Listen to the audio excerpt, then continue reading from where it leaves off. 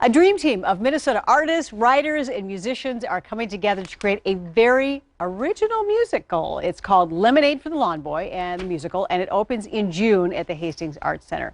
Joining us with more is the playwright and director Greta Grosch. Yes. To tell us what the story is all about. It's Lemonade, Lawnboy the musical.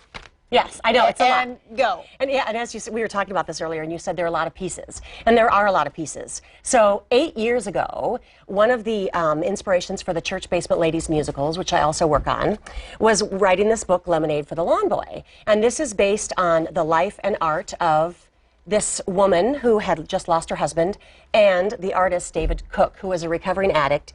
And through the process of both of their recovery, they got together. He moved into her basement. They wrote this book, Lemonade for the Lawnboy, about sort of society women.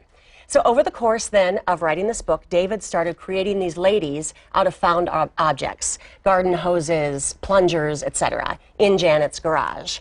And then we turned this into a musical. So it's crazy, because in the musical, David... Follow along at home now.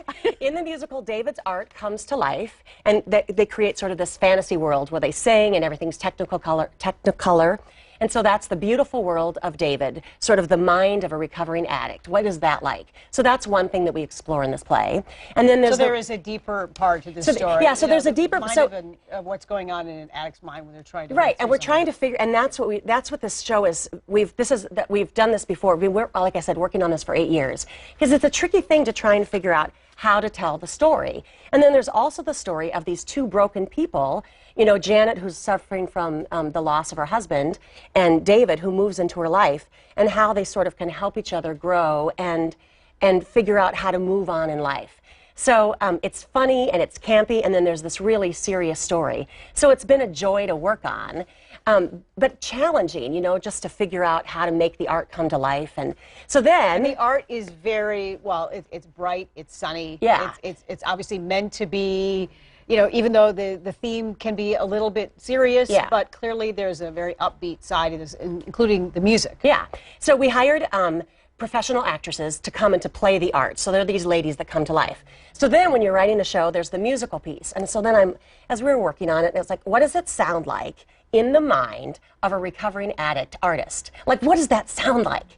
So then, over the course of my life, working on different projects, I ran into this band called The Smarts.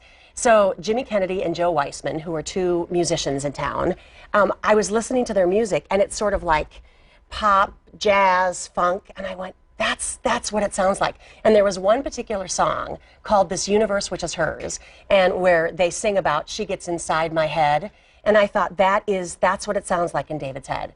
So I asked them, hey, do you guys want to write a musical? And they're like, oh, we've never done that before. So they let me have access to all of their music. I have a musical arranger, Dennis Curley, who works on the Church Basement Ladies with me. As a matter of fact, after this interview, we are running over to the Plymouth Playhouse because we are working on the new Church Basement Ladies, number 6. Very popular here in town. I love Church Basement opens Ladies. in August. So anyway, so then Dennis arranged all of this for musical theater. So we actually have a special guest here. One of the ladies, Molly McCurdle, is here, and she's going to be singing one of the songs. Again, one of the Smart songs, arranged by Dennis Curley for musical theater, and she is one of David's art pieces that has come to life and exists in his head. All right, I love it. Well, you've done a fabulous job setting it up. La, la, la, la. You did a great job. Greta Grosch, we want to see now, of course, the song and this come to life. Once again, so this is Molly McCurdle, and even though she's aware of the real world, it doesn't necessarily mean that she wants to live in it. All right, take it away. The real world? I don't like reality. Please don't tell me anything that I don't want to know.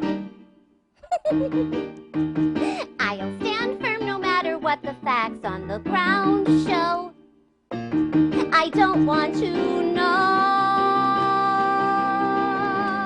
I built myself a little cocoon where I'm protected from all of the gloom. Reality fades a little each day now. And dissenting voices are swept away.